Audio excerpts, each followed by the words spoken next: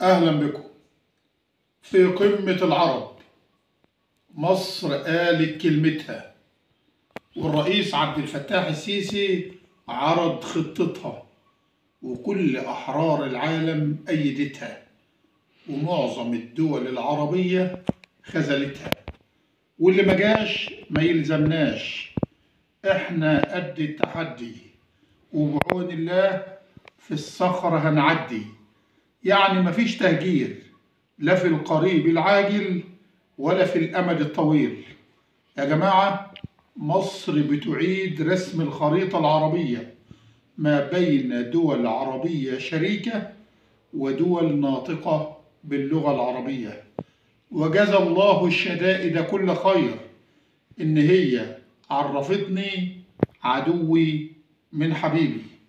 امبارح قمة العرب في بيت العرب في قاهرة المعز لدين الله، القمة العربية اللي دعا لها الرئيس عبد الفتاح السيسي رئيس الجمهورية علشان تناقش موضوع تهجير الفلسطينيين من قطاع غزة.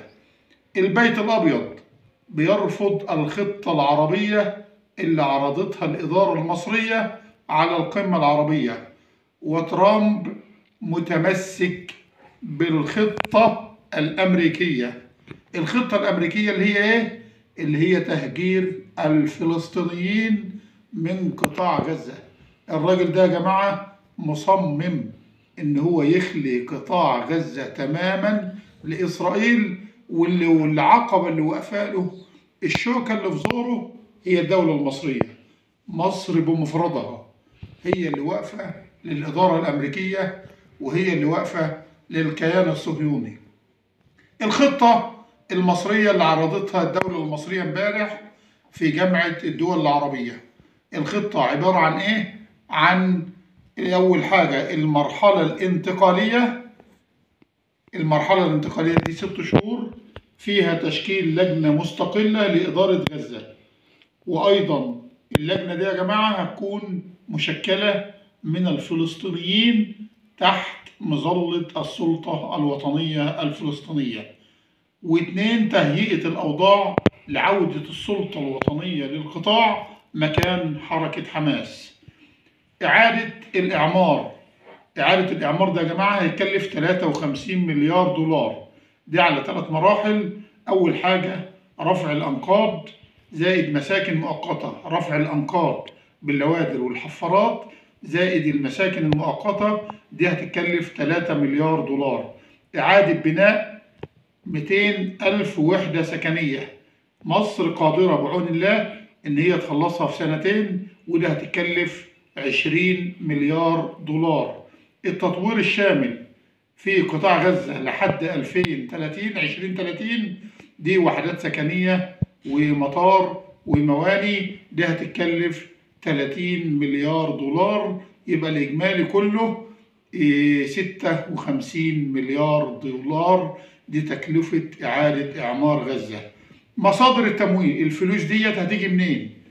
أول حاجة من الأمم المتحدة، 2 من الدول المانحة، وهيبقى فيها بند استثمارات دولية وصندوق استدامة دولي لضمان الشفافية. الجوانب الأمنية في القطاع هتبقى ماشية إزاي؟ الجوانب الأمنية اللي في القطاع عرضوا على مصر إن الجيش المصري يخش ويدير قطاع غزة، لكن مصر رفضت. طيب لما مصر رفضت، الخطة المصرية بتقول إيه؟ بتقول إن الجوانب الأمنية في القطاع هتبقى عن طريق الشرطة الفلسطينية اللي هيتم تدريبها بمساعدة مصر والأردن. أيضا بحث نشر قوات حفظ السلام بقرار من الأمم المتحدة في قطاع غزة، دفع جهود حل الدولتين وضمان استقرار طويل الأمد للدولتين علشان السلام يعم على المنطقة. يا جماعة، الدولة المصرية وقفة كبيرة مع القضية الفلسطينية. الدول العربية خذلتنا. يعني أنت لما تدعو لقمة عربية غير عادية طارئة في القاهرة، ويغيب عن القمة العربية المغرب والجزائر، اللي الرئيس الجزائري كان بيقول لك افتحوا لنا الحدود واحنا نروح نحرر الاقصى ونحرر الفلسطينيين. ما جاش. المغرب والجزائر وتونس الرئيس التونسي اعتذر، وليبيا الدبيبه اللي بيقول لك انا عاوز 200,000 فلسطيني يجوا عندنا في ليبيا. ايضا دول الخليج لما تلاقي السعوديه ما جاتش، الامارات ما جاتش، الكويت ما جاتش، سلطنه عمان ما جاتش. يا جماعه يعني انا مش عارف الناس ديت يعني واقفين ضد القضيه الفلسطينيه. الناس ديت يعني واقفين ضد الاداره المصريه. الناس ده يا جماعه احنا مش عاوزين نقول عليهم خونه، لكن هي لعبه المصالح.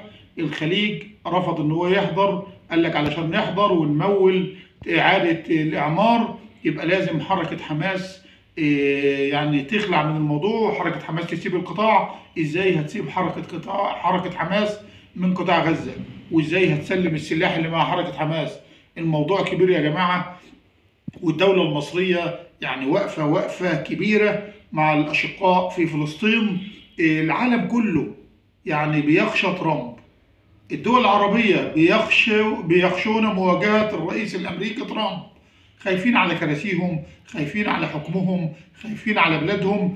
لكن الرئيس عبد الفتاح السيسي لا يخشى أحد ولا يخاف من أحد إلا رب العباد الواحد الأحد.